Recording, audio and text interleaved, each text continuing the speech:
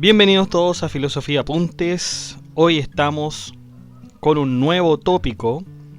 Y un nuevo tópico porque ya nos alejamos de la obra aristotélica.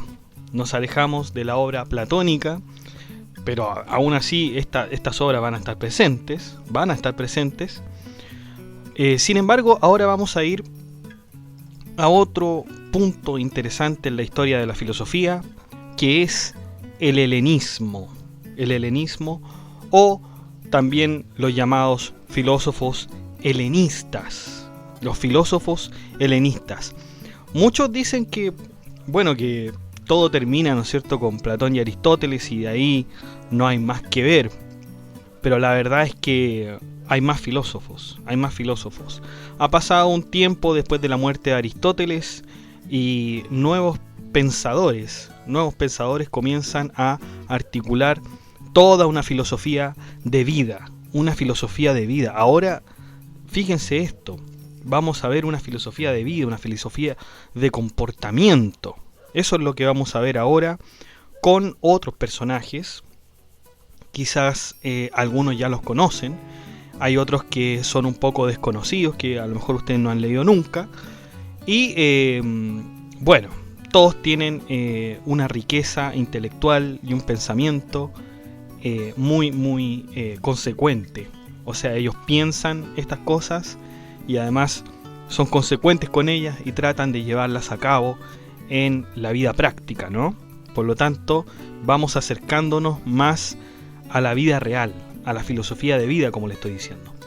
Muchos de los filósofos que hemos visto en páginas y en la entrada de este blog han descrito hábilmente las teorías sobre la virtud, así como también los vicios que se deben evitar a toda costa. Han pasado algunos siglos después de que las teorías de Aristóteles hayan influenciado el mundo griego, y por otro lado también estamos en el reinado de Alejandro Magno, y los intelectuales de Grecia se ven en la necesidad de poner en práctica un modo de vida filosófico que permita vivir a los hombres de acuerdo a las premisas del bien. Si ya es difícil plantear una teoría filosófica, imagínense lo difícil que es formular una práctica filosófica. Veamos qué es lo que nos tienen que ofrecer los filósofos que intentaron poner en práctica la vía filosófica a la vida real. ¿Ok? Por lo tanto, debemos entender esta introducción como, por ejemplo, Platón y Aristóteles dejan, ¿no es cierto?, la filosofía, dejan lo que es la virtud, dejan todo lo conceptual, ¿no es cierto? Y estos filósofos, ¿no es cierto?, los helenistas, van a tener, o los helénicos también puede ser, van a tratar de poner todo esto en práctica y van a configurar, como les dije, una filosofía de vida. En consecuencia, el primer tema que vamos a ver hoy es el contexto del helenismo. Luego vamos a ver la primera escuela filosófica, que sería el hedonismo. Vamos a ver sus autores, vamos a ver su razonamiento. Luego vamos a ver el estoicismo y también vamos a ver algunos de sus mayores exponentes, la filosofía que tenían detrás, el escepticismo también muy importante, el academicismo, recordemos academicismo, tiene que recordarnos a Platón, y luego vamos a ver entonces el cinismo, y con esto vamos a terminar. Se dice que hay muchas más escuelas filosóficas helenísticas, por supuesto, pero nosotros solamente vamos a abordar las anteriormente mencionadas. Sin más preámbulo entonces, vamos allá. Bueno, empezamos primeramente con el contexto histórico. Alejandro Magno tenía un éxito implacable en toda Europa gracias a sus estrategias militares. Es aquí cuando la lengua griega triunfa por sobre todas las otras, y junto con ello la inevitable expansión holística de la cultura griega. La ciencia y filosofía fueron propagadas a lo largo de todo el Mediterráneo para su conocimiento. Gracias a esta expansión cultural surgió el término helenístico, que significa en español hablar griego. Eso significa helenístico, hablar griego. Los bárbaros ya no significaban verdaderos enemigos, pues los helenos permitían el razonamiento pagano. Por lo tanto, incluían, ¿no es cierto?, al pagano. De todas formas, la antigua Grecia pasaba por un momento de crisis al no poder encontrar la verdad que anhelaban los filósofos como Platón y Aristóteles. Se dan cuenta que después de que estos dos grandes hombres fallecieran, ¿no es cierto?, en esa época antes de Cristo, 300 y 400 antes de Cristo, había una especie de decepción, ¿no es cierto? O sea, los filósofos y pensadores trataban de seguir con esto de la filosofía, a pesar de que ya habían muerto Platón y Aristóteles, que fueron unos de los fundadores de la filosofía griega, ¿no? Bueno, quizá estamos dejando al lado muchos a otros, como los presocráticos, que también influyeron mucho, pero Platón y Aristóteles no dejan de ser importantes. El ciudadano buscaba un modo de vida que respondiera a sus necesidades individuales, es decir, ya no había una verdad absoluta que buscar, sino que más bien había una felicidad individual que buscar. Y esto que se buscaba precisamente era una filosofía moral que justificara los deseos del hombre. De aquí existieron algunas escuelas filosóficas que quisieron ayudar a conseguir este objetivo. Por otra parte, estas escuelas no solo hablaban de moral, sino que también sobre lógica y naturaleza.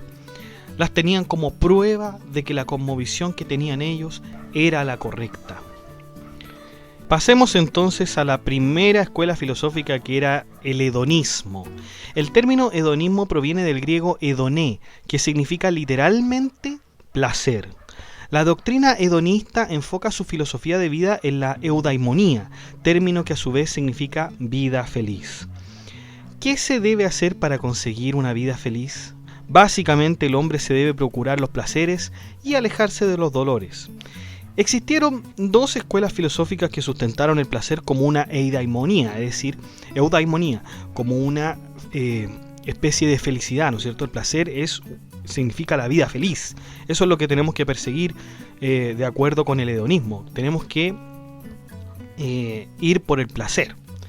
Bueno, ellas fueron la escuela cirenaica, las dos escuelas del hedonismo, fueron la escuela cirenaica fundada por Aristipo y el jardín fundado por Epicuro.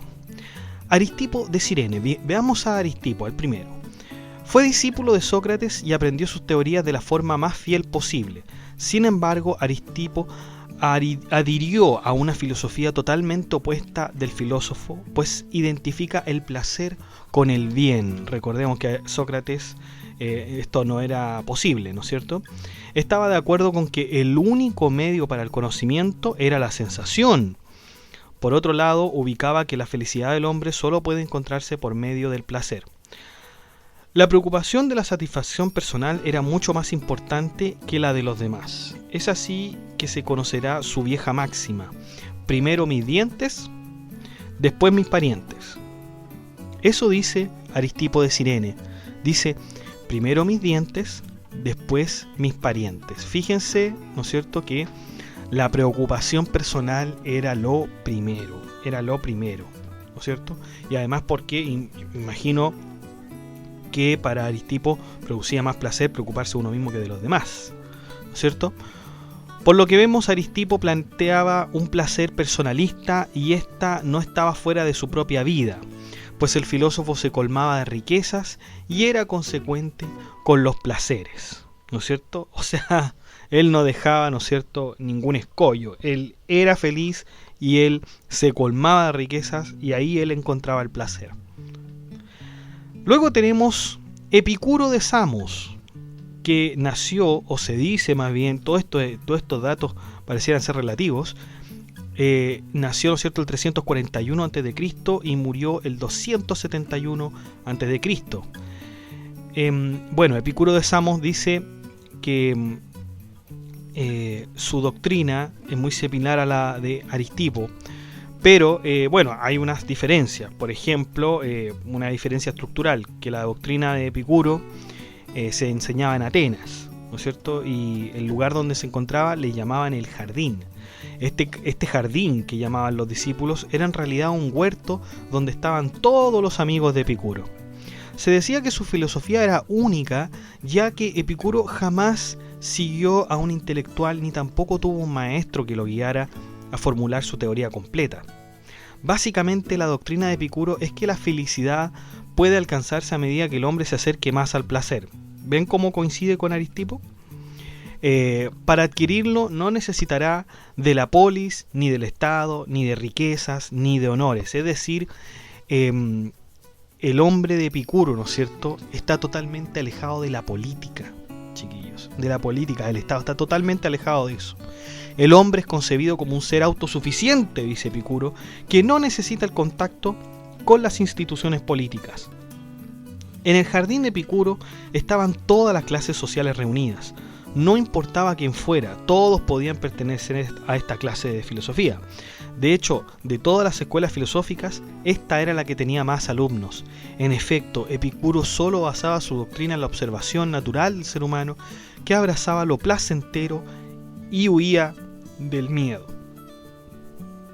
Ahora, claro, si hay una filosofía a mí que me dice, mira, la verdad está en el placer, el bien está en el placer que tú tengas a medida en una dimensión sensorial, ¿no es cierto? O sea, los sentidos que tú tengas que satisfacer tienen que ser por medio del placer, y ese es el bien, y ahí tú estarías bien posicionado. Esa teoría, si yo se la dijera a alguien o cualquiera, ¿no es cierto?, a todos les parecería de sentido común, y todos estarían adhiriendo inmediatamente a mi filosofía. Sí, es muy fácil. O sea, yo tengo que solamente concebir el placer como el bien.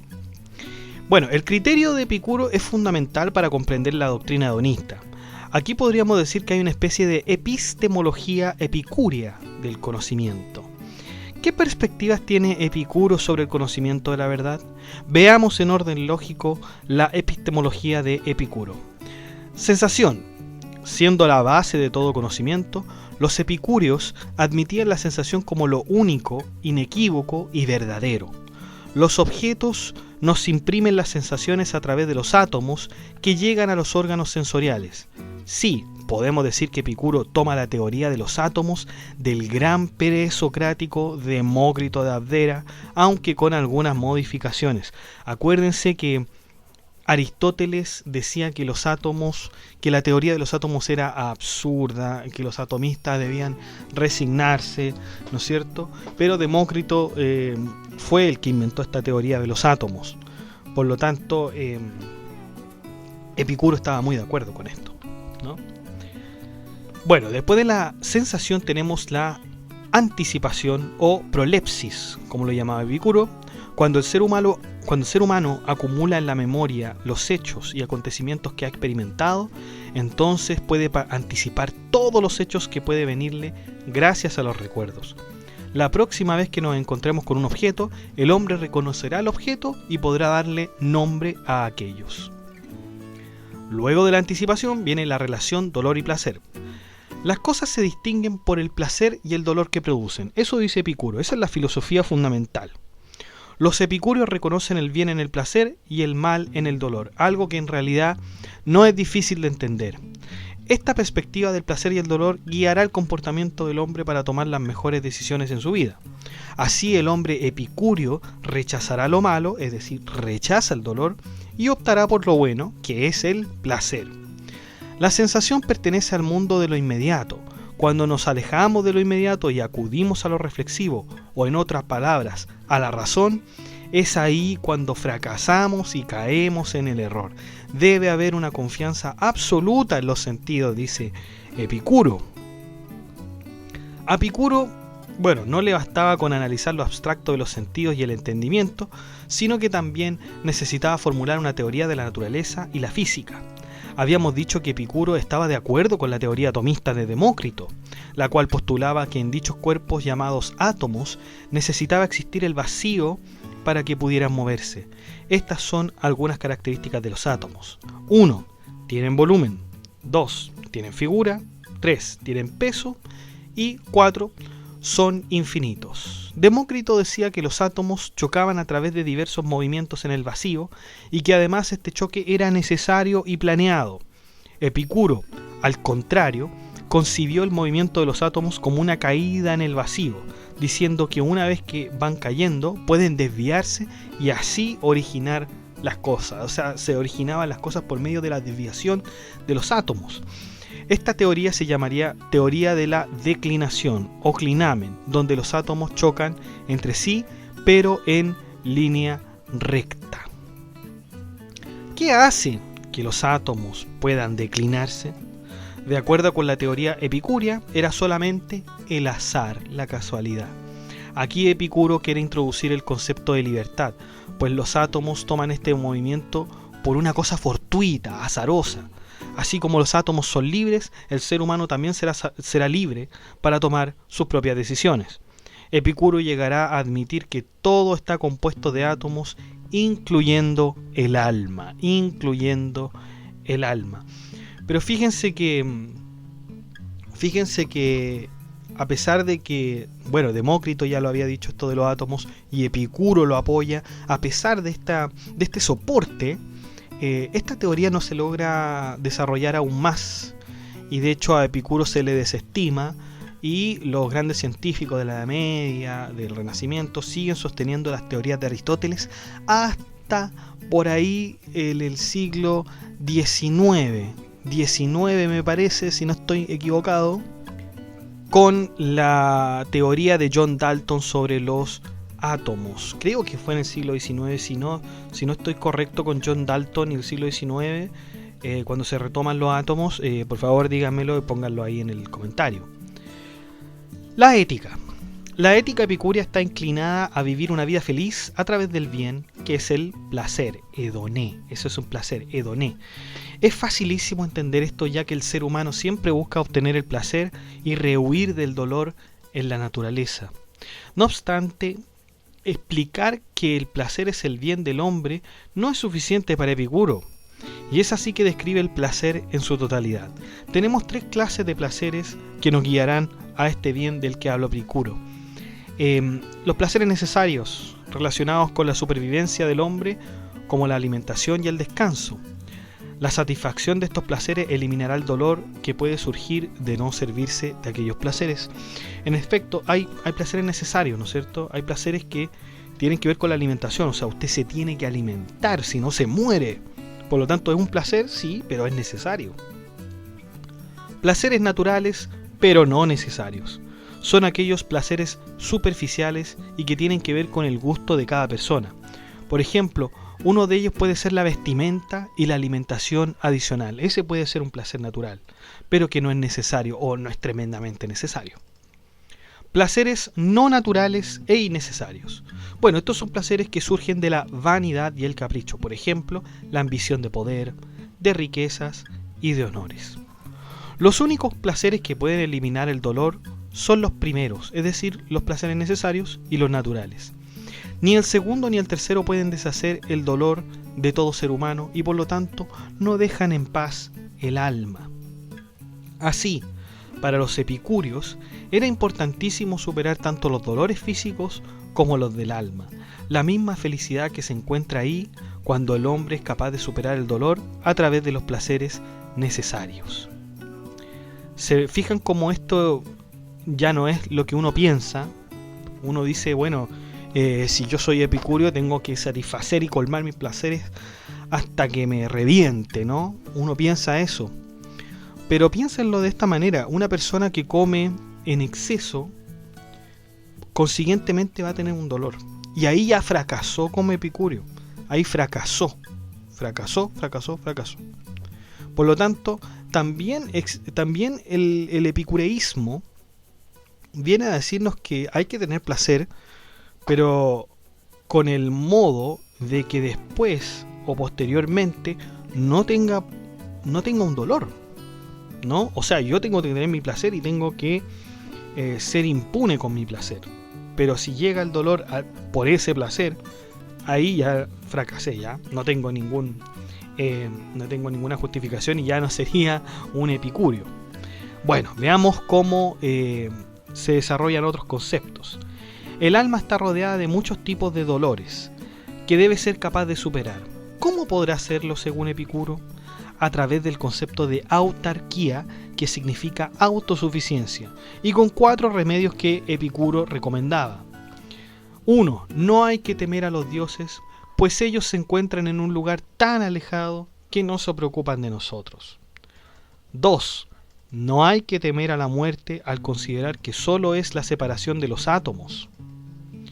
Una vez que se separan, no se puede sentir nada y por lo tanto no se puede sentir ni placer ni dolor. 3. No hay que temer al dolor, pues este dura poco y es perfectamente soportable. 4. No hay que temer al fracaso, pues el placer está al alcance de todos. La correcta administración de estos remedios será la clave para tener una vida agradable y es la única forma en que el hombre puede ser feliz y por lo tanto su felicidad dependerá única y exclusivamente ¿de quién? De él mismo, pues. Bueno, en política, habíamos dicho que Epicuro prefería dejar la vida política y que sería mejor no tomar parte activa de ella. Los asuntos públicos están llenos de dolores y preocupaciones que no deben estar en el hombre. Los deseos de honores y alabanzas que el pueblo le da a los políticos es un placer no necesario y por lo tanto el hombre sabio deberá alejarse de aquellos bienes. Fíjense que hace algunos años el escritor Roberto Ampuero fue ministro de Cultura de Sebastián Piñera, estoy hablando de Chile, por cierto, en el año, ya ni me acuerdo, pero en su primer gobierno, me parece que fue el año 2013, 12, 13, por ahí va, no me acuerdo, o no, el año 2000, 2009, 2010, ya ni me acuerdo el primer gobierno de Sebastián Piñera, pero bueno, él tenía un ministro de Cultura que justamente se llamaba Roberto Ampuero, que es un escritor además, y él decía que cuando a él le preguntaban cómo le había ido el ministerio y qué percepción tenía él, bueno, él citó a Epicuro y él dijo, bueno, Epicuro no le gustaba la política, a él le gustaba estar en su jardín con sus amigos, con el placer, y él dijo, yo no soy como Epicuro, a pesar de que era su filósofo favorito, ¿no? Dijo, yo no soy como Epicuro, soy todo lo contrario, a mí me gusta lo público y lo político, por lo tanto tengo que estar ahí. Es un pequeño ejemplo que les quería dar, chicos. Ocaso del epicureísmo. Epicuro murió en el año 271 a.C., pero la escuela continuó en Atenas hasta la segunda mitad del siglo I a.C. Lamentablemente el terreno del jardín fue vendido y dejó de existir. Uno de los herederos del epicureísmo será Lucrecio, quien era un romano que adoraba la doctrina. La única obra en relación al epicureísmo fue la llamada De Rerum Natura, sobre la naturaleza de las cosas, en el cual, si bien no añade nada nuevo a la doctrina, se preocupó de que fuera bien difundida. Por lo tanto, sustancialmente el epicureísmo muere aquí en la antigua Grecia con Epicuro de Samos, ¿no? También existen críticas, existen críticas y defensas al epicureísmo. Uno de los filósofos más críticos fue Marco Tulio Cicerón, quien en su libro del supremo bien y del supremo mal, que vamos a ver, chicos, más adelante, destroza la filosofía epicúrea. Básicamente, Cicerón agrega el planteamiento de que el placer es utilidad, mientras que el dolor es inutilidad. Al relacionarse el placer con la utilidad, los epicúreos caen en un problema mayor. ¿Existe un placer que sea inútil? No. ¿Son el amor y la amistad placenteros? Bueno, deberíamos decir que sí, que el amor y la amistad son, por Dios, que son placenteros. Por lo tanto, el amor y el placer son inútiles. Inútiles, chiquillos. O sea, si existe un placer que sea inútil, bueno, tenemos que decir que no. El amor y la amistad, por ejemplo, son placenteros y por lo tanto son útiles. Pero ¿qué consecuencia trae de que el amor y el placer fueran útiles? Bueno, si el amor y la amistad son útiles, eso quiere decir que el amor y la amistad va a durar hasta cuando dure su utilidad. No es amor por amor, no es amistad por amistad, sino que es por utilidad. Y cuando acabe la utilidad, bueno, ya no habrá más amor y no habrá más amistad. El mismo Cicerón nos dice, ¿qué clase de amistad será esa que se basa en la utilidad? ¿Qué clase de amistad es esa que solamente se basa en la utilidad y después ya no hay más que ver? En consecuencia, para Cicerón, el amor y la amistad deben ser inútiles. para que podamos querer a la persona por lo que es y no por su utilidad. Una defensa brillante es del actual filósofo Michael Onfray, quien en estos tiempos se considera epicúreo. Imagínense, es un filósofo de hoy que se considera epicúreo. Fascinante.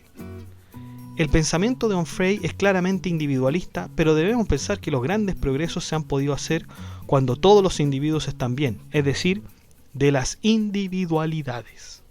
Por otro lado, la pasión es lo que nos libera del yugo de los más poderosos. Se debe luchar por los placeres comunes y eso no solo se trabaja por la individualidad, sino que por la sociedad.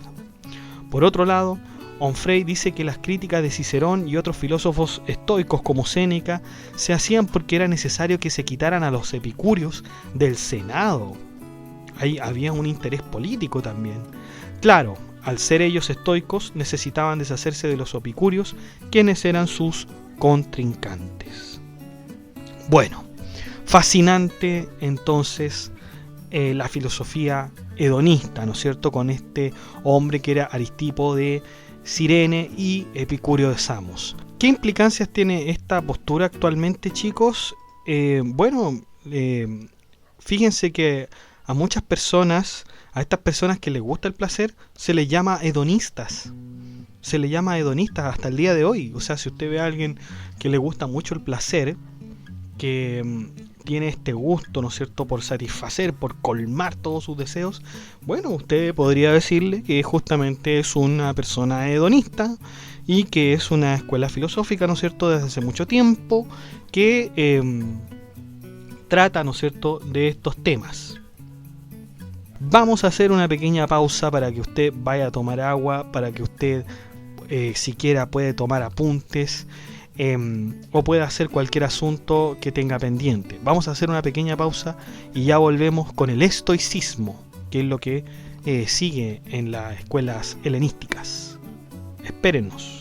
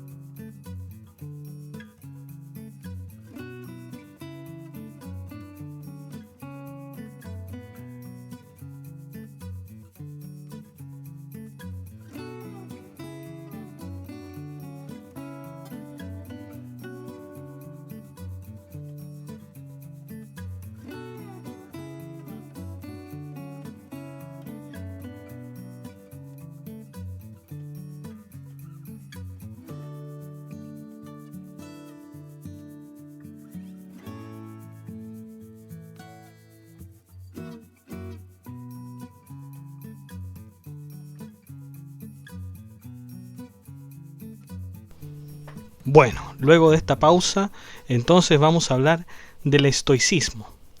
Seguramente ustedes han oído hablar de personas que se les denomina estoicas, ¿no es cierto? Y que pareciera ser que el estoico, la persona estoica, es una persona fuerte, ¿no es cierto? Que no se deja avasallar o algo así, ¿no es cierto? Bueno, aquí vamos a ver qué significa el estoicismo. Digamos, vamos a ver el origen de esta escuela. Fue fundada por el mismo Zenón de Sitio en el año 301 a.C. en un lugar llamado Stoa. Stoa. ¿Qué era la Stoa? Era un pórtico, ¿no es cierto? De hecho, Stoa significa pórtico en griego antiguo y estaba ubicada en el Ágora de Atenas. Zenón enseñaba su doctrina en dicho pórtico a sus alumnos y de ahí que reciban ellos el nombre de estoicos. Su doctrina es opuesta al epicureísmo, donde se postula que el bien es el placer, pues el estoicismo, el bien es la razón. En el estoicismo, el bien siempre será la razón. El estoicismo tiene un periodo de duración un poco más prolongado que el epicureísmo.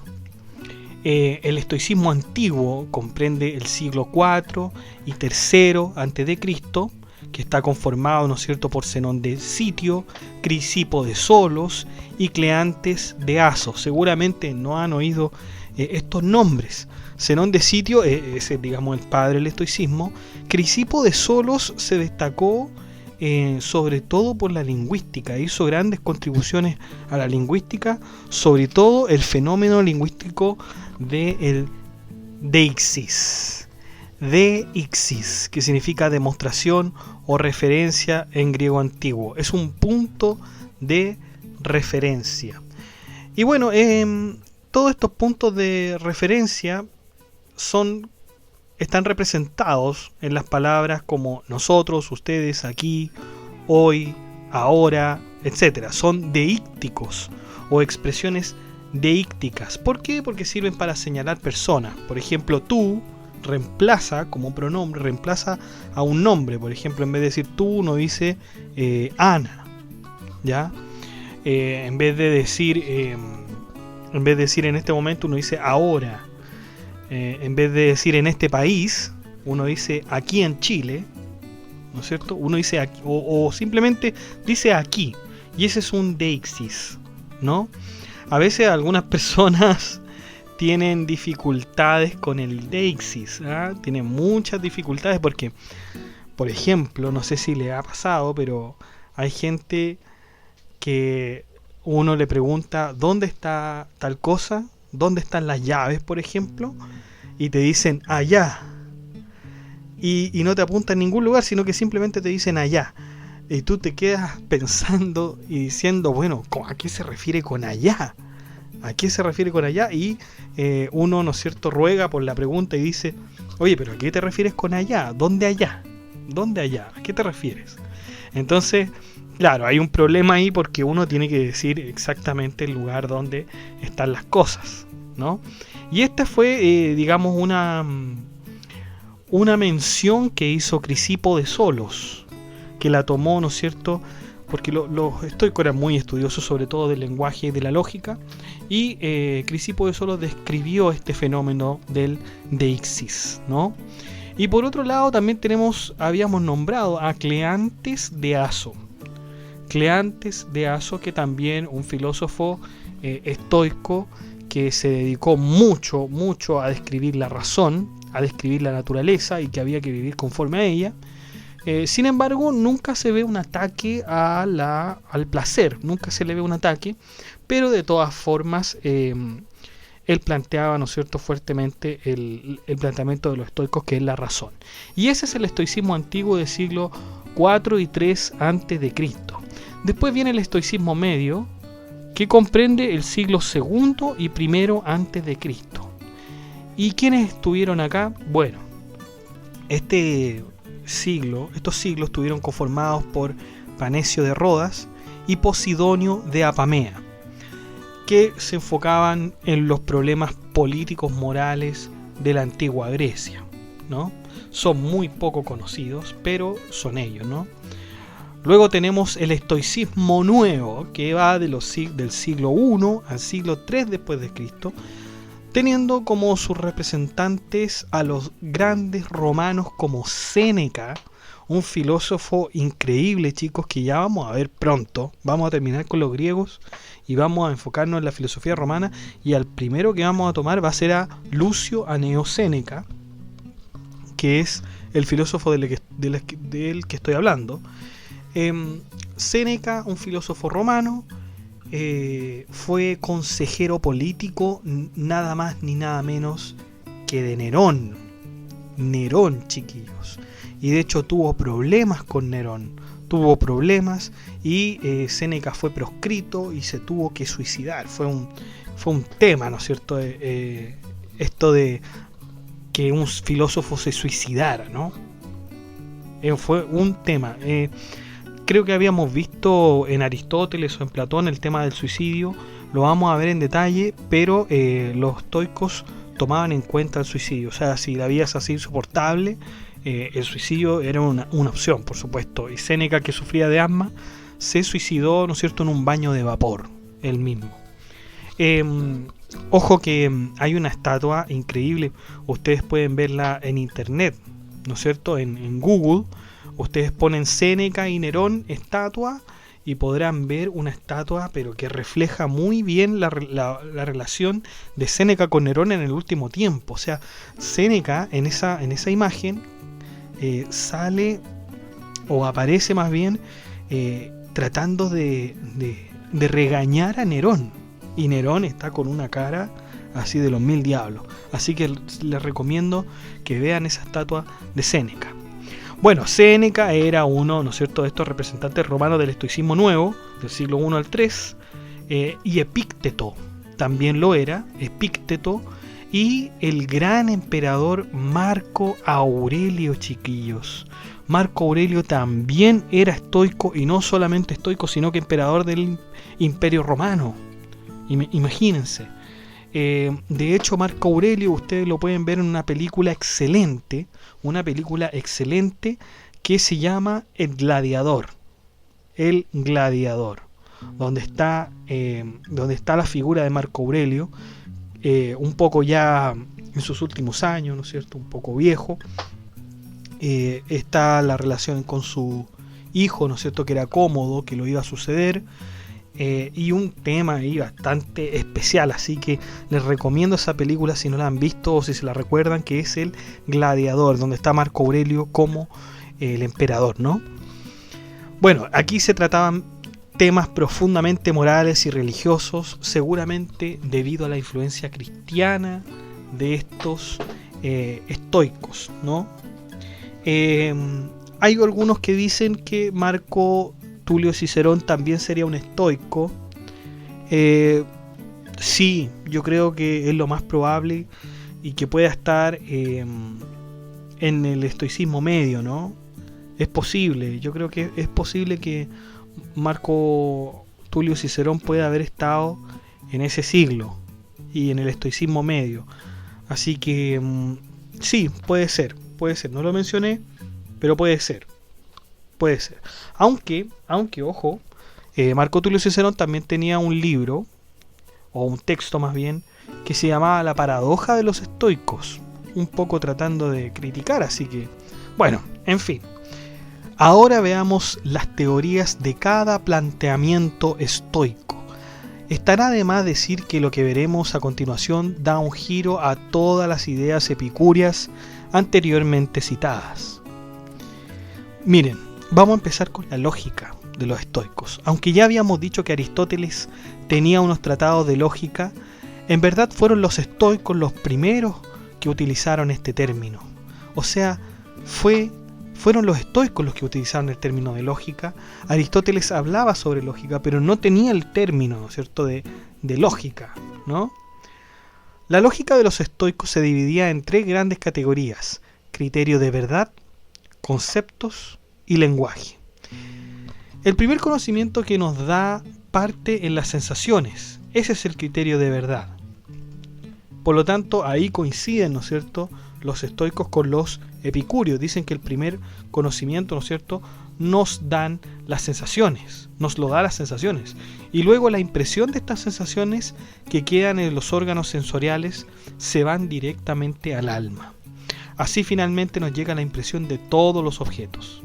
Todo este proceso, por supuesto, no es suficiente para los estoicos, pues agregaban que una vez que nosotros damos asentimiento a estas representaciones, recién ahí podemos decir que conocemos.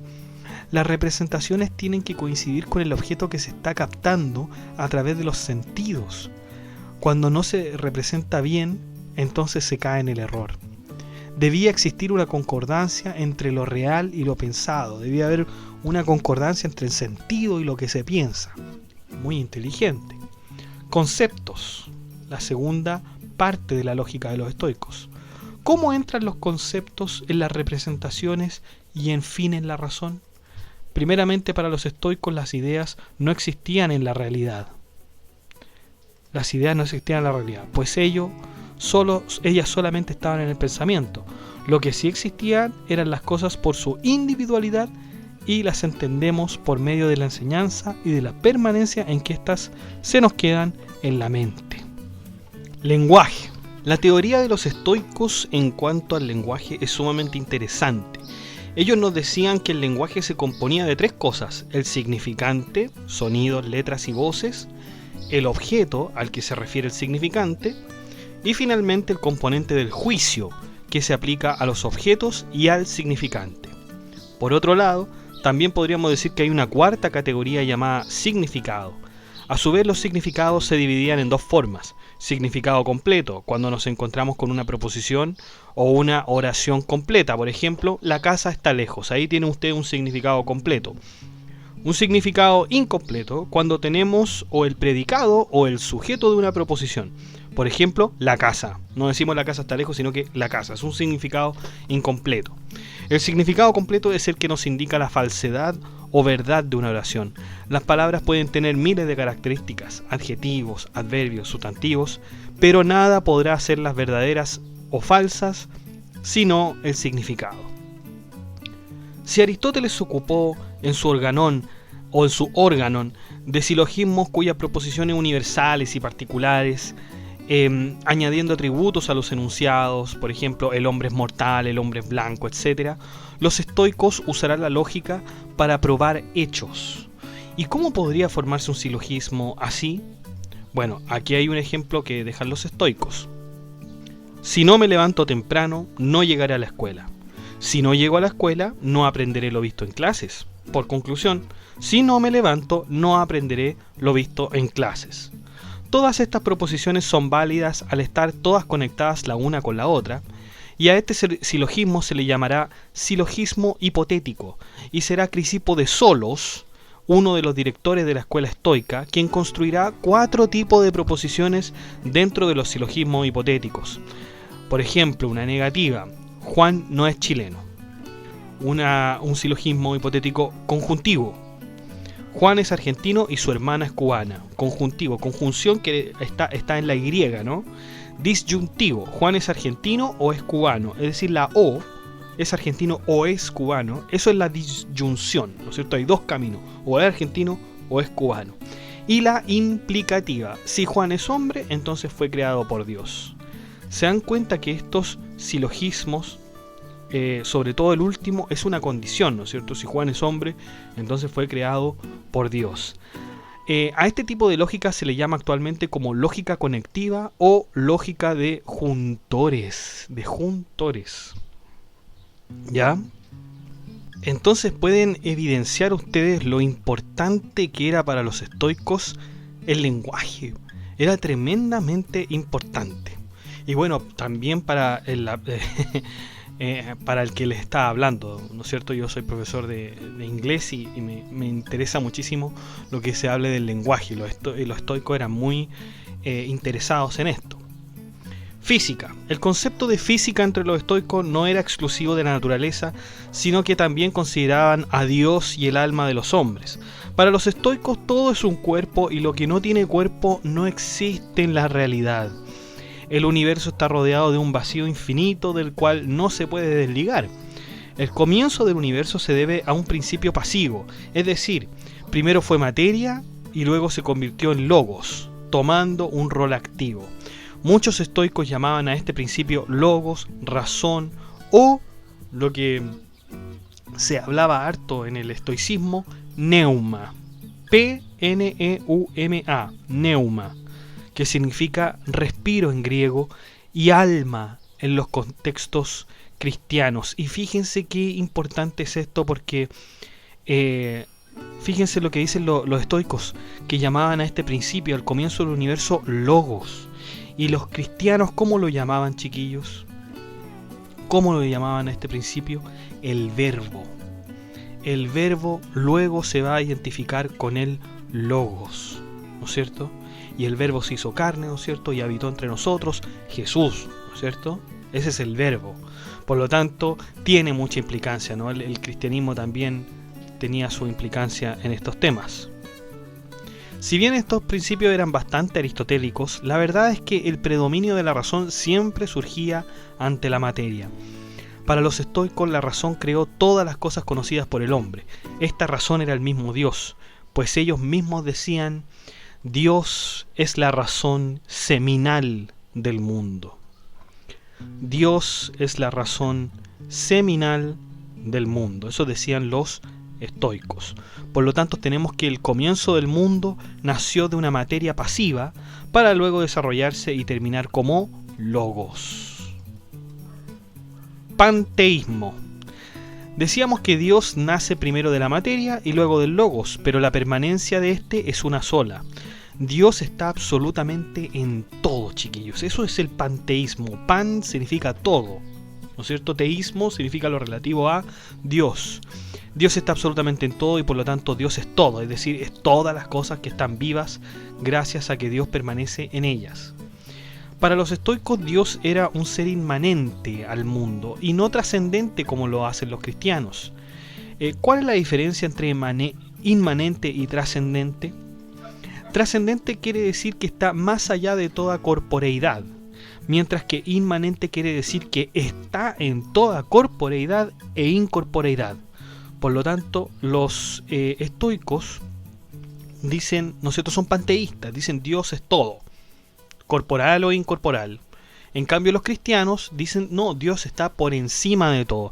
De hecho, chiquillos, muchos filósofos van a ser condenados o excluidos de sus comunidades religiosas por ser panteístas. Por ser panteístas. Por ejemplo, Nicolás de Cusa. Bueno, Nicolás de Cusa no fue realmente expulsado porque se defendió bastante, pero se le acusaba de ser panteísta. Decía, oye, tú estás diciendo que Dios es todo. Y Nicolás de Cusa trataba, ¿no es cierto?, de decir que no, de ninguna manera, Dios no es todas las cosas. Por lo tanto, casi fue, ¿no es cierto?, excluido de la comunidad cristiana. Y un filósofo un poco más conocido fue Baruch Spinoza. Baruch Spinoza justamente era panteísta y era judío y fue excluido de la comunidad judía, me imagino que por eso, porque él planteaba que Dios era todo. Y bueno, no va a haber algunos que no estén de acuerdo, al contrario, por ejemplo, Albert Einstein, cuando se le pregunta, oiga, ¿qué concepto tiene de Dios? Y él dice, creo en el Dios de Spinoza. Así que a lo mejor Albert Einstein también era panteísta. Por otra parte, hay algo muy curioso que destacar de los estoicos, y es que ellos adherían a la doctrina de Heráclito, diciendo que es a partir del fuego que se originaban todas las cosas del mundo. En efecto, el calor es fuente de toda vida, por lo que es verosímil pensar que el fuego fue lo primero, y por otro lado, el fuego también lo reduce todo a cenizas, ¿no es cierto? Por lo tanto, podríamos decir que los estoicos adherían a la arjé de Heráclito. La autoridad del fuego hace que el mundo viva y también que lo destruya. Pues los estoicos decían que el mundo acabaría un ciclo cósmico donde todo sería reducido a cenizas. Luego, después de un tiempo, todo resurgiría. Esto es algo conocido como la palingenesia, que lo vamos a ver también, y así por la eternidad. La libertad. ¿Qué opinaban los estoicos sobre la libertad? Bueno, todo lo que ocurre en el hombre y en el mundo está comandado por la máxima providencia. ¿Qué quiere decir esto? Que la libertad no existe de ningún modo. Todo está controlado por la providencia. La doctrina de los epicúreos, donde se hablaba sobre vacíos que permitían el libre movimiento de los átomos, estaría opacado por la visión estoica de la libertad.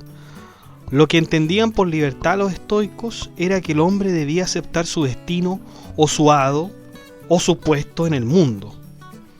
De nada sirve seguir un camino libre si de todas formas caerá en el destino sobre lo que debe hacer. Por lo tanto, los estoicos no creían en la libertad porque sí, creen en la providencia y por lo tanto la providencia lo sabe todo, lo futuro o lo que va a pasar con el hombre, entonces es imposible que pueda existir algo de libertad. Bueno, aquí Cicerón también va a hacer una crítica. El mismo Cicerón dice que prefiere confiar en que el hombre tiene libertad para hacer las cosas y que no está condenado a repetir, ¿no es cierto?, lo que el hado ya sabe, ¿no es cierto? Por lo tanto, bueno, los estoicos dicen que no creen en la libertad, sino que todo está dirigido por la providencia. Ética. Como habíamos dicho anteriormente, una de las cosas más importantes para los estoicos era su ética. No podía haber práctica de la filosofía si no existe el tema de la ética, y en este sentido tendremos a tres grandes filósofos que hablarán sobre ella: Crisipo de Solos, Marco Tulio Cicerón y Lucio Aneo Séneca. Conforme a la razón. Para llegar a obtener la máxima felicidad hay que vivir conforme a la razón y la virtud. Esto significa que se debe vivir también conforme a la naturaleza, pues al tener un paradigma panteísta y reconocer a Dios con la naturaleza, entonces tendremos que Dios se encuentra en la naturaleza. Una de las cosas más importantes para los estoicos es vivir sin luchar contra el destino. Esto no se debe confundir con el conformismo, puesto que los estoicos, como se dijo anteriormente, entendían el destino como la libertad, ¿no es cierto? O sea, si usted acepta su destino, está siendo libre. Claro, porque si usted asume que hay un hado, o sea, hay una providencia que sabe cuál es su destino, entonces usted tiene que aceptarlo y ahí usted tiene su libertad. En ese sentido entienden los estoicos la libertad. Solamente en ese sentido. En todo caso, vivir así significa vivir naturalmente, y como la naturaleza es racional y divina, no habrá nada mejor que vivir de esta manera. Al contrario de los epicúreos, los estoicos identifican la naturaleza del ser humano en la razón y la virtud, y no en el placer, porque de ser así, el ser humano no podría diferenciarse de los animales. Por lo tanto, vean ustedes que los animales solamente se mueven por el dolor y el placer, pero los seres humanos se mueven por la razón. Por lo tanto, si los epicúreos van a decir que lo más importante es el placer, los estoicos van a decir que lo más importante es la razón. Lo más importante es la razón. Porque si a usted le gusta solamente el placer, usted va a ser como un animal. Usted no va a tener ninguna diferencia con un animal si a usted solamente le gusta el placer y evita el dolor. Todo lo que perjudique la razón será contrario a la naturaleza humana, mientras que todo lo que la potencia será lo correcto a ella. Es decir, todo lo que potencia la razón será lo correcto. Cuando el ser humano alcanza todo lo que es provechoso a la razón y se sirve de ello dejando los placeres, alcanza el estado superior llamado autarquía. Autarquía, es decir, la autosuficiencia. El hombre sabio en la autarquía no podrá ser afectado por el dolor ni tampoco por los honores, lo que lo hace un ser imperturbable. Esa es la autarquía, ¿no es cierto? La autosuficiencia. Los estoicos nos dicen que los afectos y las emociones son obstáculos para alcanzar su ideal de vida. Las emociones deben ser extirpadas de la vida del sabio para que pueda vivir en la autarquía. ¿Por qué? Porque las emociones son consideradas pasiones y no hay nada más contrario a la razón que las pasiones. Esto podría pensarse que nos lleva a una insensibilidad o frialdad casi inhumana por los estoicos. Claro, si yo digo que solamente la razón importa y las emociones son obstáculos, claro que podría pensarse que hay una insensibilidad o una especie de frialdad por esto de la autarquía, ¿no es cierto? Y además porque las emociones son consideradas pasiones, es decir, algo que afecta al ser humano. Sin embargo, chicos, en el libro de Séneca, de Lucio Aneo Séneca, sobre la felicidad, el filósofo habla de que el placer puede suceder al ser humano, pero no como un fin, sino como un medio. Es decir, el placer es bueno, pero siempre que sea tomado como un medio y no como un fin. En efecto, estudiar es un placer en sí mismo y al mismo tiempo es razón. O sea, si usted tiene un placer por estudiar, entonces usted está muy bien. Pero no podemos olvidar que el fin de estudiar es la razón y no el placer. O sea, yo estudio para tener, ¿no es cierto?, para entender las razones. No estudio porque da un placer, sino que por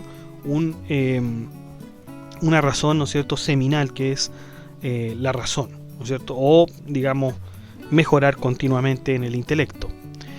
El placer, como dice el filósofo cordobés, está de sobra, y si está de sobra es innecesario, y si es innecesario no es un fin. El placer, si no es necesario, no es un fin, ¿no es cierto?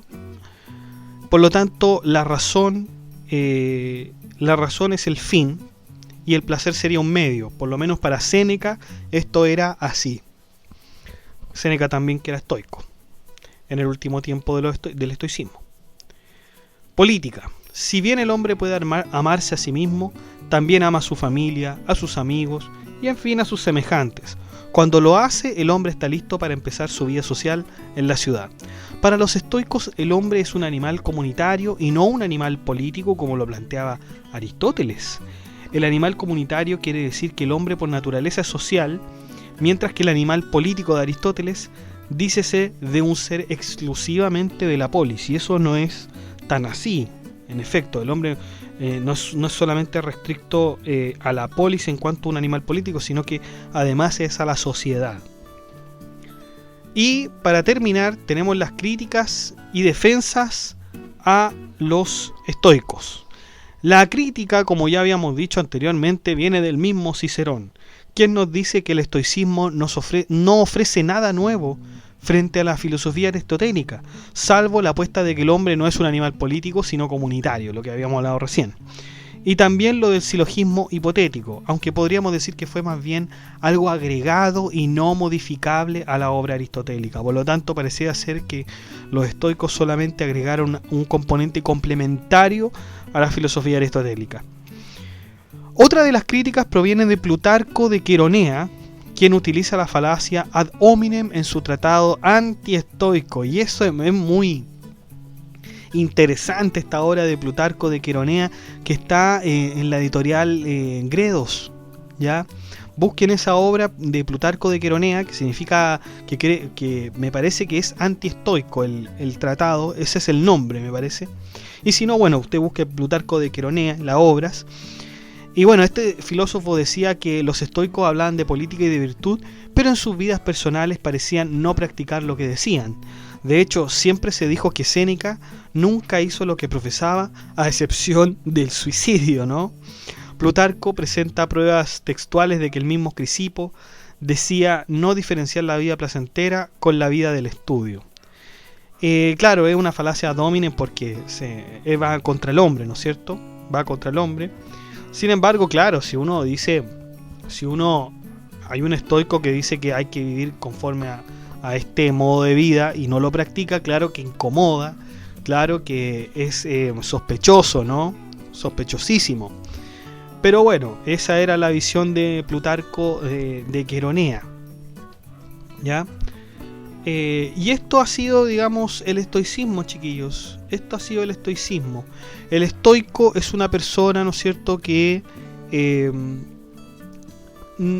se aleja del placer, abraza la razón, y esa es, digamos, la razón es lo fundamental. Ahí el hombre es feliz, cuando obtiene la razón, no cuando obtiene el placer. El placer lo puede tener siempre y cuando sea tomado como un medio, ¿no? Sea tomado como un medio. Por cierto que los estoicos también, y esto faltó agregarlo, también están de acuerdo con el suicidio. Si la vida se vuelve tremendamente, irresistiblemente tormentosa, el suicidio es una opción. Y ojo que es una opción porque quiere decir que cuando se suicida alguien, ese alguien tiene dominio sobre su vida, ¿ya? O sea, él está decidiendo cuándo vivir y cuándo no. Por lo tanto, si se quita la vida a sí mismo, claro, hay una eso se lee, ¿no es cierto? O se entiende como si fuera una especie de autosuficiencia. O sea, si yo me quito la vida, lo hago porque soy autosuficiente. Bueno, esta es la visión de los estoicos, chiquillos. Yo no estoy no estoy exactamente de acuerdo. Después se va a ver, ¿no es cierto?, con otros filósofos, sobre todo con los filósofos ya cristianos, que van a refutar, ¿no es cierto?, estas teorías del suicidio. Incluso, bueno, Platón y Aristóteles estaban en contra del suicidio. Ya hay algunos filósofos también que están en contra, otros que están a favor, y bueno, ahí se forma una especie de debate más o menos grande. ¿Ok? Bueno, chicos, vamos a hacer otra pausa porque ya hemos hablado bastante de los estoicos y comenzaremos, ¿no es cierto?, con el escepticismo, ¿ya? Así que vamos a hacer una pausa y volvemos.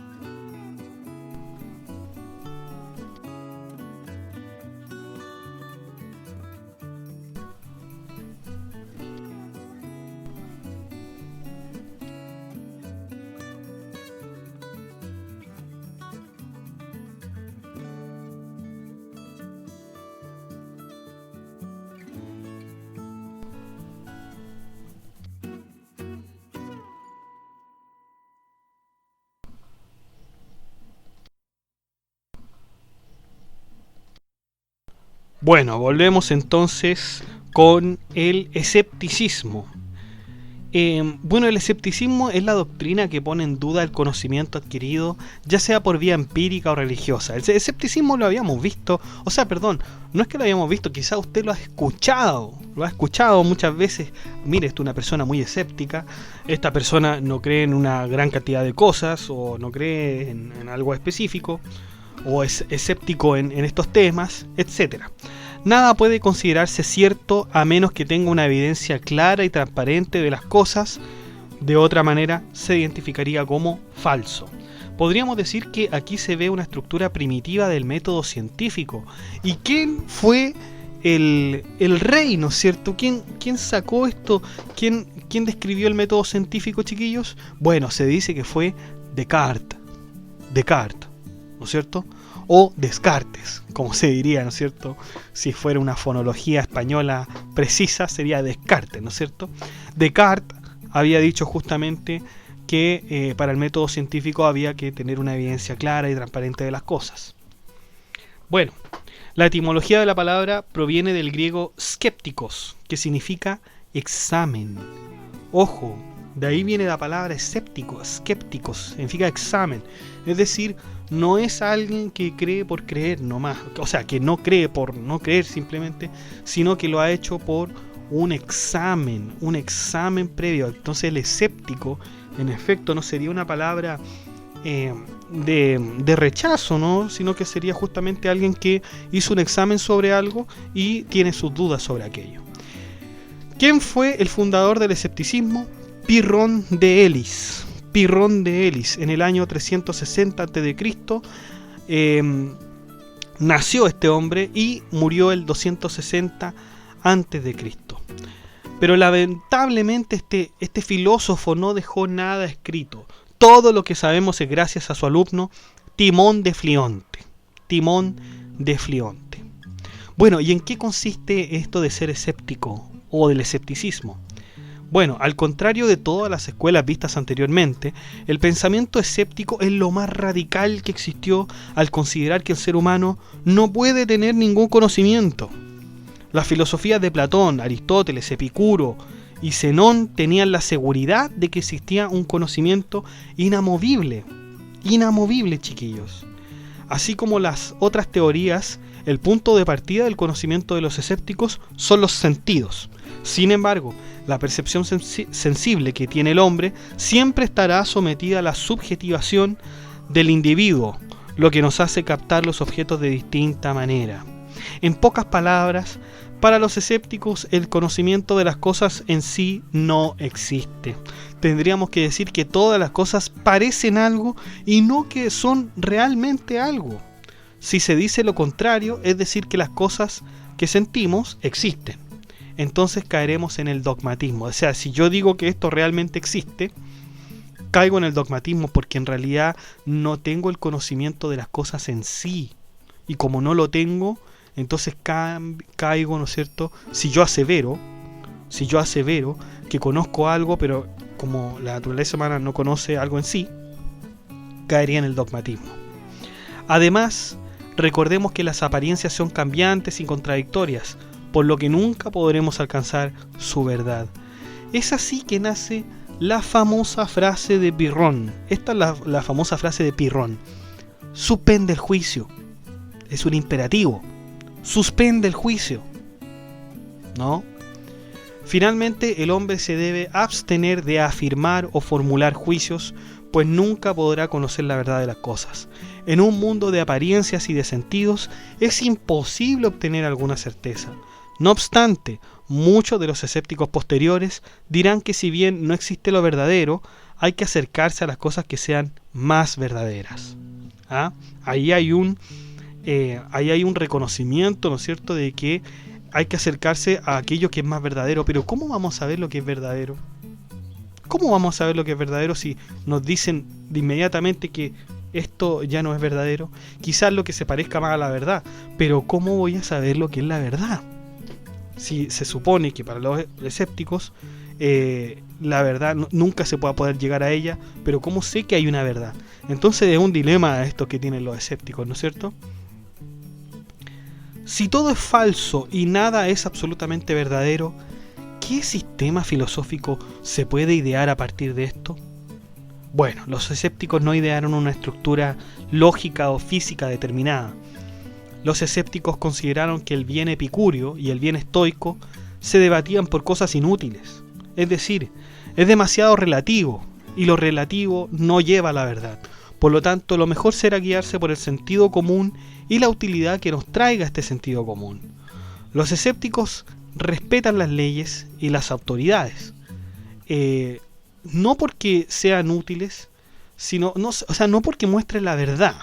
Los escépticos no respetan las leyes a las autoridades ni a las mayorías, no las respetan porque ellas sean la verdad, sino que solamente porque son útiles para vivir en la sociedad. Por lo tanto, chicos, básicamente los escépticos dudan de todo conocimiento, dudan de toda la verdad, de todo lo que se diga verdad, pero como suspenden el juicio, se dejan llevar por el sentido común. Se dejan llevar por el sentido común y la utilidad. O sea, si esto me es útil, yo lo sigo. Pero no lo sigo porque sea la verdad, porque esa utilidad representa una verdad, sino que solamente por la utilidad. Nada más que eso. ¿Ok? Interesantísima la escuela de los escépticos, chicos. Ahora pasamos a otra escuela inmediatamente. No vamos a hacer una pausa porque ya nos queda bastante poco. Y esta escuela, la verdad es que también es acotada. El academicismo.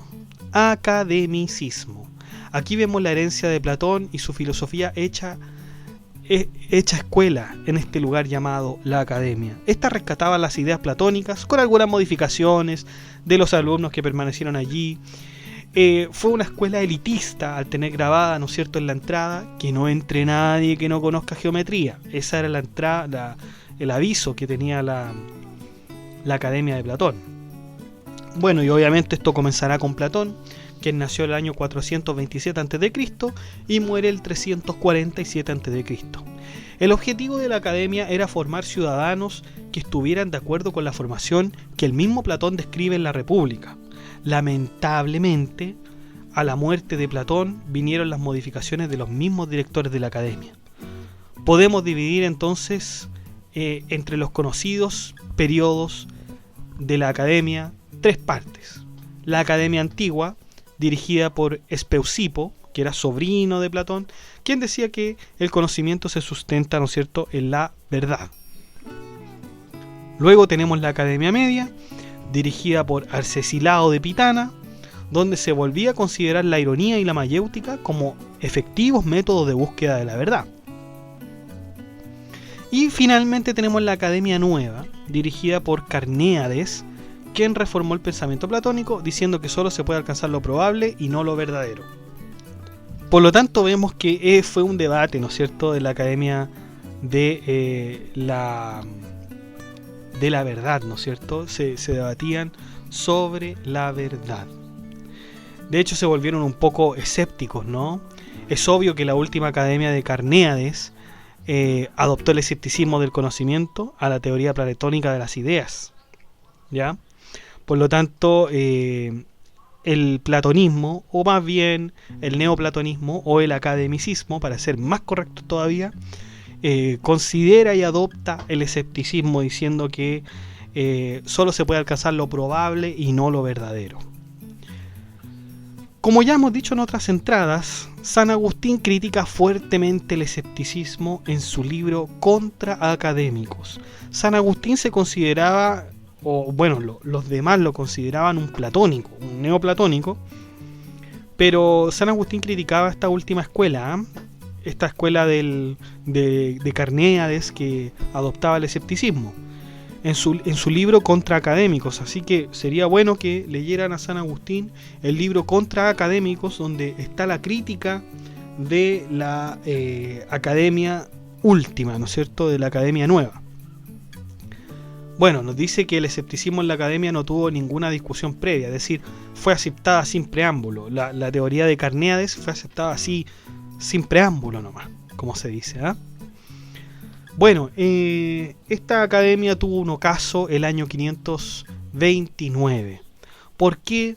Porque Justiniano la consideró centro de adoctrinamiento para los paganos. Es decir, el academicismo era totalmente pagano, no tenía nada que ver con el cristianismo, por lo tanto esto se clausura. Y más encima con las enseñanzas de San Agustín, ¿no es cierto?, en contra académicos, ¿ya? La escuela tuvo que cerrar, aunque se conservan algunos restos de su infraestructura. De hecho, hasta el día de hoy. Y eso sería, digamos, la academia, ¿no es cierto?, el academicismo. Ahí terminamos con el academicismo. Luego viene la última escuela que vamos a ver, chicos, y que no deja de ser tremendamente adorable y tremendamente razonable. Razonable, no sé si en estos tiempos, pero para aquellos tiempos me imagino que sí. El cinismo. El cinismo. Ojo, cuidado con esta palabra, porque unos dicen, bueno, el cinismo será una persona que, digamos, miente sin vergüenza, ¿no es cierto? Bueno, esta doctrina, más difícil y más complicada de alcanzar, se trata de algo que no tiene nada que ver con el concepto contemporáneo que tenemos de cinismo. Se dice que la escuela cínica, así se llama cínica con C, era la que tenía más éxito frente a todas las escuelas del pensamiento. ¿Por qué se llama cínica? Bueno, si buscamos en los diccionarios de hoy e incluso en la Real Academia Española, la primera definición aparecerá de esta manera. El cinismo es desvergüenza en el mentir o en la defensa y práctica de acciones o doctrinas vituperables. Vamos a definirlo nuevamente. Desvergüenza en el mentir o en la defensa y práctica de acciones o doctrinas vituperables. Desvergüenza en el mentir, fíjense. Sin embargo, esta es la concepción, digamos, contemporánea, ¿ya? Si usted entiende el cinismo de esta manera, está totalmente bien. No quiere decir que yo no estoy desmintiendo nada. No. Esto es así. O sea, una persona cínica es una persona desvergonzada en el mentir, ¿no? Eso que le quede muy claro. Sin embargo, etimológicamente la palabra cínico quiere decir en griego antiguo perro, quión o quínicos, ya que la vida de los cínicos era justamente como la de los perros. ¿Me van a creer, chiquillos? La vida de los cínicos era como la vida de un perro. Y así, afortunadamente, está la cuarta definición de la Real Academia Española. Está la cuarta acepción de cínico, ¿no es cierto? Si usted busca cínico o cinismo, le va en su cuarta acepción, va a decir lo siguiente: doctrina de los cínicos que expresa desprecio a las convenciones sociales y a las normas y valores morales. Por eso mismo es una doctrina difícil de llevar a cabo, pues ¿quién quisiera vivir como un perro en nuestra sociedad contemporánea? ¿Quién va a vivir como un perro? ¿Usted estaría dispuesto a vivir como un perro y revivir esta escuela de hace más de 2000 años? Veamos algunos detalles de esta escuela. Antístenes, 444 a.C. hasta el 365 a.C. Fue un hombre que fundó justamente esta escuela, pero el que fue más consecuente fue un hombre llamado, que fue de hecho su alumno, Diógenes de Sinope, o como también le conocían, fue mucho más conocido por este nombre, Diógenes el perro. Diógenes el perro. Así era conocido este hombre. El cinismo busca la naturaleza humana que está fuera de las convenciones humanas. De las convenciones humanas quiere decir de todo aquello que hace el ser humano. O sea, para el cínico todo el ser humano, todo lo que hace el ser humano era aborrecible, no era aceptable. El hombre se debe entregar a la naturaleza y despojarse de todos sus bienes materiales, o por lo menos estar con los más necesarios que pueda. Solo así podrá ser feliz el hombre. De esa manera no hay otra. Las necesidades del hombre radican en su animalidad.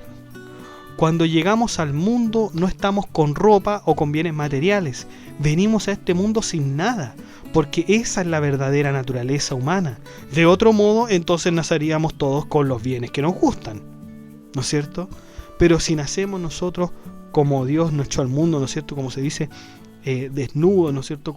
Solamente con lo que tenemos, esa es la naturaleza. La naturaleza no es su ropa, las cosas que usted tiene, no, eso es convención humana, ¿no? Usted, lo verdadero es usted mismo. Eso es lo verdadero, no hay nada más verdadero que usted mismo. Por lo tanto, Mientras menos cosas materiales tenemos, más libres somos, y es así que el mismo Diógenes vivió en un tonel acompañado por muchos perros. Exacto, chiquillos. Diógenes en un tonel, un barril, ¿no? Diógenes vivía así, por decirlo de alguna manera, peor que el Chavo del Ocho. Peor que el Chavo del Ocho. O sea, ni siquiera tenía, bueno, quizás tenía una cambucha, una especie de toga, por decirlo de alguna manera, y vivía con un montón de perros lo rodeaba. Y vivía en un barril. ¿Cómo podría vivir un cínico? Diógenes vivió por medio de ejercicios y pasando muchas fatigas, pues el placer ablanda el cuerpo y la mente y nos priva de nuestra libertad. Entre los cínicos, Diógenes fue el más conocido por seguir al pie de la letra de la doctrina cínica, a pesar de haber tenido tremendas dificultades. El pobre Diógenes tuvo una vida muy dura, pero fíjense que Diógenes fue muy longevo. Diógenes murió a la edad de 80 años y fíjense que vivió hasta la edad de 80 siguiendo esta doctrina y me imagino yo, o imagínense ustedes la expectativa de vida que había en la antigua Grecia. O sea, a los 30 años, quizá 40 años ya era el fin de su vida. ¿Ya? Piensen en eso, piensen en eso y cómo este hombre, ¿no es cierto?, a la edad de 80 años, creo que eran 80 o 70, pero ya es bastante 70, ¿no? Ya es demasiado para la antigua Grecia, y que este hombre haya vivido así. Recuerdo que a este hombre incluso lo raptaron los piratas. Fue tremenda su vida, fue tremenda. Bueno, uno de los capítulos más extraordinarios y que queda para la historia siempre es el capítulo que tuvo con Alejandro Magno. Un día Alejandro Magno se lo encuentra en su tonel junto con sus perros, ¿ya? Y Alejandro Magno le dice a Diógenes, lo encuentra en el barril, y le dice: soy Alejandro Magno, rey de Macedonia. Y Diógenes le dice, lo mira, ¿no es cierto? Piensen que Diógenes está acostado, ¿no es cierto? Y el barril es grande. Entonces Alejandro Magno, Carlos Magno el otro, Alejandro Magno puede verlo, ¿no es cierto?, dentro del barril. Y Diógenes le dice, yo soy Diógenes, el perro. Alejandro Magno le dice, lo mira, ¿no es cierto?, a los ojos y le dice, pídeme lo que quieras. Y Diógenes dice, apártate que me estás quitando el sol. ¿Se dan cuenta? Bueno, Diógenes conocía en efecto a Alejandro Magno, y aún así rechazó la gran oferta que le hacía el rey de Macedonia, chiquillos, el rey de Macedonia. ¿Ok? No un general, no, el rey de Macedonia. Bueno, Diógenes vivió hasta una avanzada edad, dejando un legado de consecuencia y valor al seguir una vida tan abstemia. De hecho, cuando Alejandro Magno, fíjense esto, cuando Alejandro Magno estaba en su lecho de muerte, cuando Alejandro Magno ya estaba muriendo, despidiéndose de este mundo, dijo, si no hubiese sido Alejandro, me habría gustado ser Diógenes. Si no hubiese sido Alejandro, me habría gustado ser Diógenes. El cinismo se reactivó luego, pero no como un modelo de vida, sino que en el arte. Por ejemplo, Shakespeare utilizaría en sus obras aspectos de la vida cínica, al igual que Oscar Wilde y Voltaire también, ¿ya? Por lo tanto, si ustedes quieren saber más del cinismo que se sustenta en esto de la naturaleza, sigan ustedes la vida de Diógenes. Incluso, chicos, piensen en esto, que Diógenes retaba a su maestro Antístenes, y le decía, oiga, usted, Antístenes, que fundó esta escuela y todo, usted no está siguiendo la vida cínica, ¿no es cierto? Le reclamaba que él no ponía en práctica lo que decía. Y Diógenes quizá fue uno de los más grandes cínicos. Por cierto, también, chiquillos, hay un... No recuerdo cómo... Yo tengo tan mala memoria de repente para las obras, pero en un... en un extracto de una animación japonesa está la vida de Alejandro Magno, ¿no? Y relatan en esta serie japonesa, que es, yo creo que de los 90, relatan un extracto de Alejandro Magno con Diógenes de Sinope, ¿ya? Con Diógenes el perro, que Sinope era su verdadero nombre. Y está este relato, con unas cosas adicionales también, como es en la animación japonesa, ¿no? Pero ahí está, ¿no? Ahí está. Críticas y defensas. Bueno, como le decíamos, Diógenes criticaba a Antístenes. Y si bien Antístenes no vivía totalmente acaudalado de bienes, no vivía como si lo hacía Diógenes. Por lo tanto, la crítica va dirigida a la conciencia de las personas debido a la dificultad de dejar los bienes materiales. En efecto, chiquillos, ¿podría vivirse ahora como Diógenes? O sea, ¿estaría usted dispuesto a dejar todos sus bienes materiales y vivir literalmente como un perro? ¿Sería capaz? Bueno, esto lo podemos ver, chiquillo, en todo caso. Esto no es quizás voluntario de algunas personas, porque hay personas que viven en condiciones muy precarias, ¿no es cierto? En el país, en la ciudad. Ustedes lo pueden ver, basta que ustedes se pasen por su ciudad central, ¿no es cierto? Y vean que hay mucha gente que nos recuerda, ¿no es cierto?, a Diógenes el perro. Mucha gente está ahí no por su misma necesidad, ¿no? O sea, por su misma voluntad, sino que está ahí también porque no tiene otra opción. Por miles, nadie sabe realmente las razones de por qué pudieran estar así, ¿no es cierto? Pero este hombre, Diógenes, ¿no es cierto?, de Sinope, que vivía así, también tienen que pensar que a lo mejor era permitido vivir así. O sea, imagínense, usted podía estar en la playa, podría sacar los frutos de un árbol.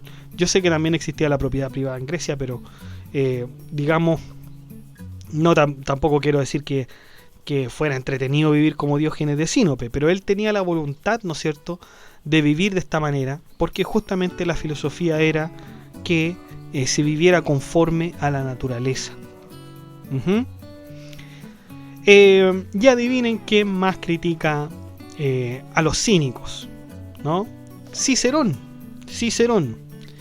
Si bien encontraba buena la doctrina cínica, nos decía que los cínicos no tenían vergüenza al andar como los perros, y en la vergüenza no puede existir nada correcto ni nada honrado, decía Cicerón. Por lo tanto, no era muy bien visto por Cicerón, ¿no es cierto?, esto de andar como perro, ¿no es cierto?, de andar como un cínico.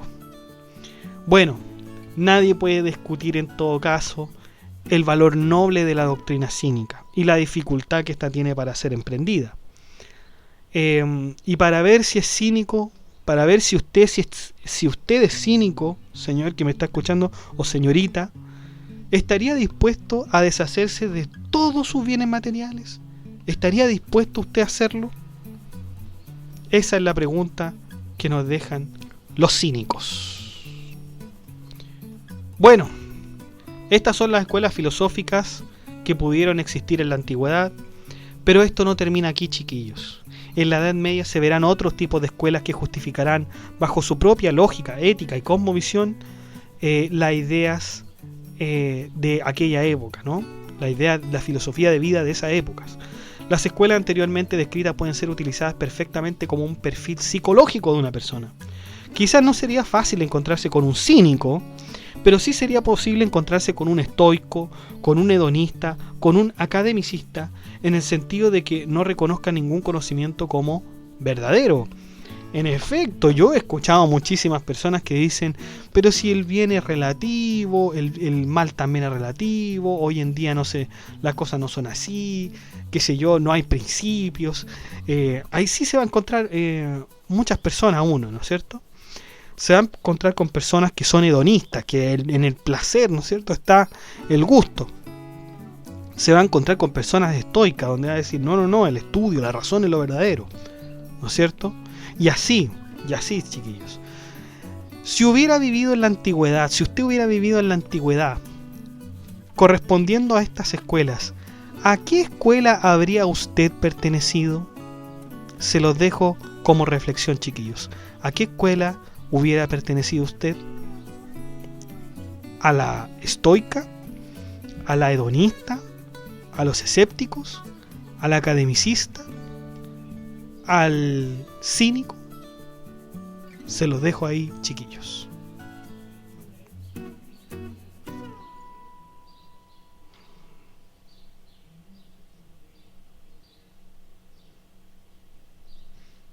Bueno, chiquillos, y eso ha sido todo.